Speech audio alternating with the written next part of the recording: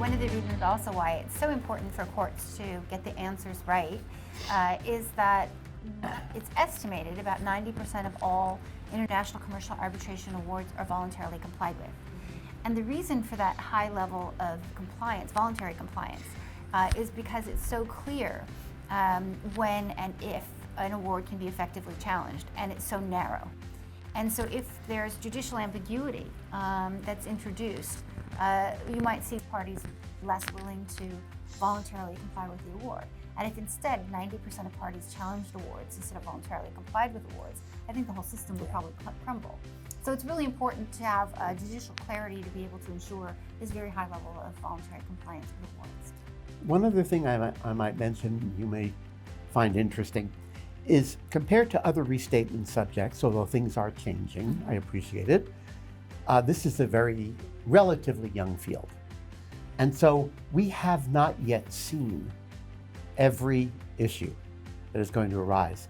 I don't mean to overgeneralize, but in torts or in contracts, the law may change, but the issues, generally speaking, have been around.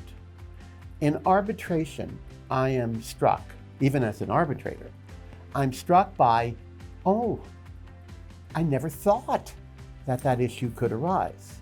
Now, if we want to write a restatement with a long shelf life, it won't do for us to confine ourselves to those issues that have arisen, particularly arisen with great frequency, in the courts already. We've had to do a fair amount of mental gymnastics to try to predict or to imagine scenarios that might come before our courts that involve an arbitration agreement, an arbitral proceeding, or an arbitral award.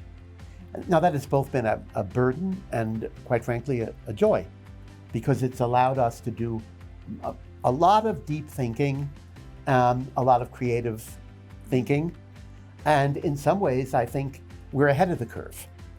But we have to be if this restatement is going to, as I say, have a long shelf life. I can add two things to that, actually. So one, I think even if a relatively young field, international arbitration had a sort of homeostasis until relatively recently, when there were a number of really important innovations and evolutionary changes, particularly tied to the skyrocketing caseload. So it's an area that's becoming much more important. The disputes are much more complex. And so international arbitration has been evolving to deal with some of these complexities that weren't even imaginable 30 years ago. And so one of the things we have been dealing with is also trying to imagine the complexities that might arise in the future. Then there are innovations that just didn't exist several years ago. So when we started the arbitration, there was no such thing as an emergency arbitrator, which is an increasingly common practice. It was unthinkable about consolidation.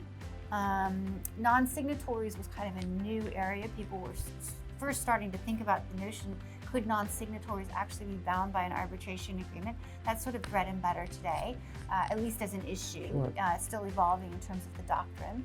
And another area where we've innovated is in claimant issue preclusion, which was thought to be, irrelevant to arbitration. How could an arbitration award have preclusive effect? It was just this one little decision. And then also I think in terms of counsel ethics is another place where I think we're going to see more involvement as it's raised more and more. We see the International Bar Association has issued more and more guidelines that are specifically designed to address ethics of arbitrators, of counsel, and now of third-party funders. So I think we're seeing a lot of innovation, a lot of experimentation. That what George was saying, we had to kind of imagine early in the project, but we've seen some of these things come to fruition, and they've given us a sense of where arbitration might be going in the future.